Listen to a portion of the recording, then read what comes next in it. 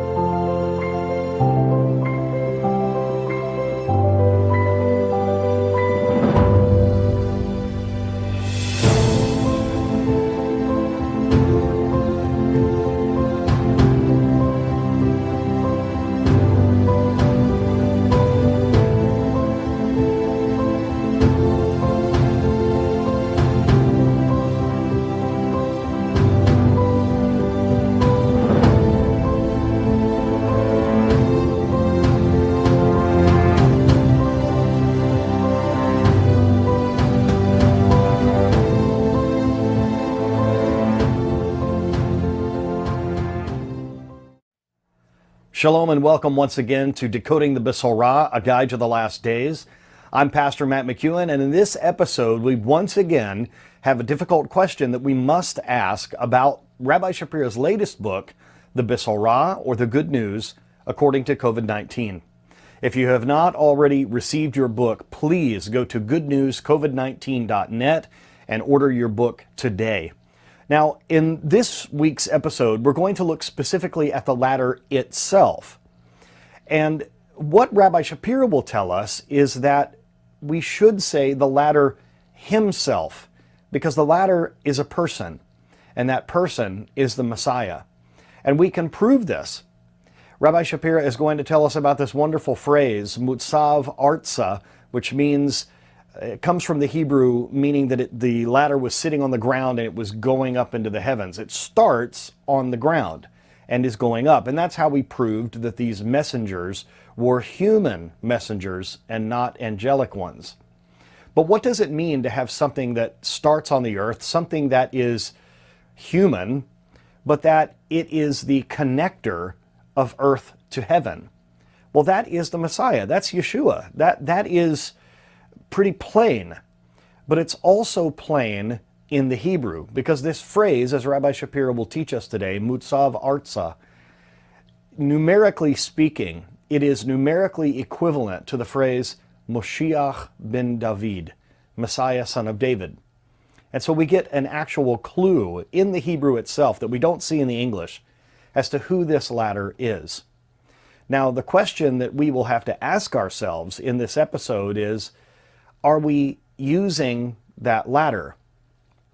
Unfortunately, in the modern Christian church, a lot of people, once they find that ladder, oh, I found the Messiah, here I have the ladder, but they don't climb the ladder because the rungs of that ladder are mitzvot, the good things that we do, the commandments of God that we follow.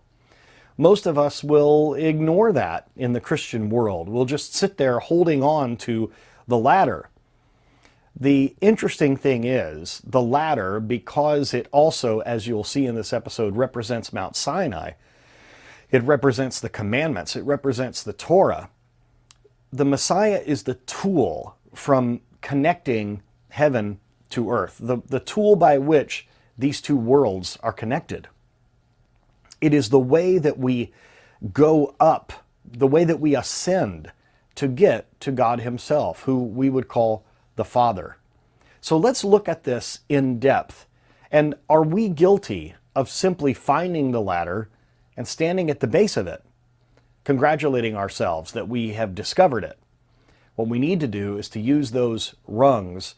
And there's another word that I'll allow Rabbi Shapira to tell you about that those rungs of the ladder refer to. You know, at our recording studio, we recently had to get rid of a ladder. You see, when we bought it years ago, we bought this particular ladder because it was inexpensive. It's made of wood. It is not as sturdy as some of the ladders that I have other places that are made of fiberglass.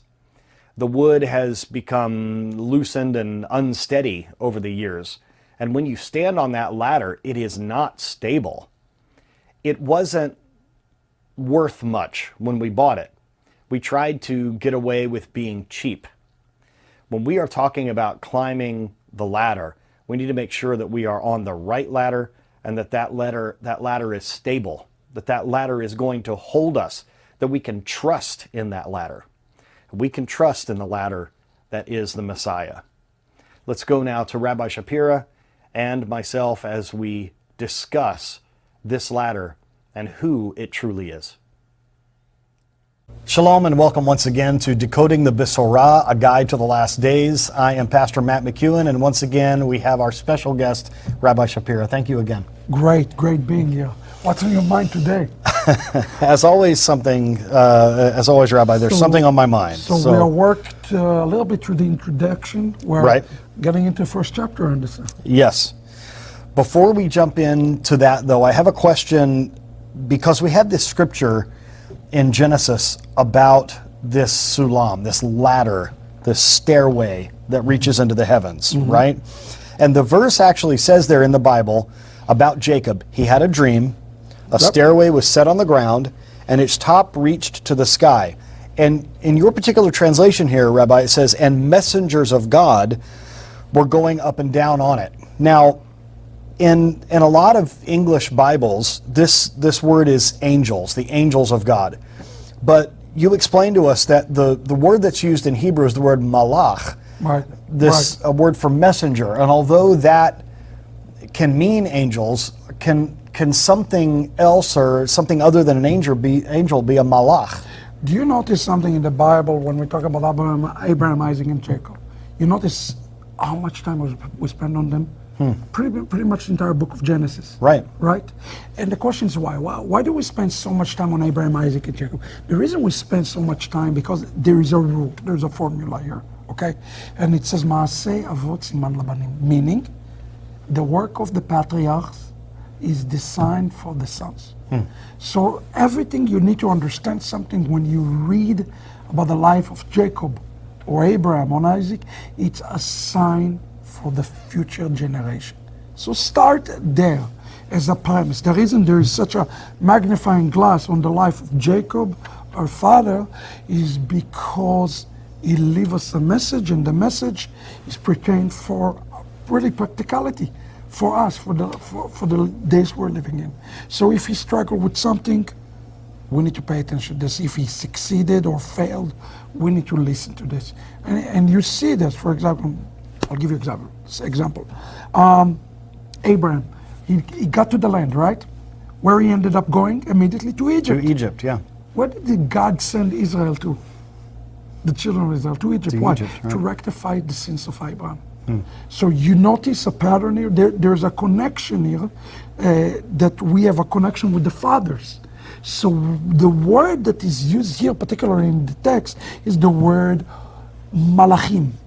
The word malach literally means a messenger. So there is a message here, and we probably can talk in another episode about the letter, but it's a message of a letter, okay? And by the way, the letter is not starting in the heaven. That's interesting to know. I will prove to you from the text that this is not heavenly beings. I will prove it to you linguistically. It says that the letter starting on earth. It started on the ground, right? And it went up to on the the sky. ground. If it's starting from the ground, who do you think those messengers are? Do you think we're talking about some heavenly beings?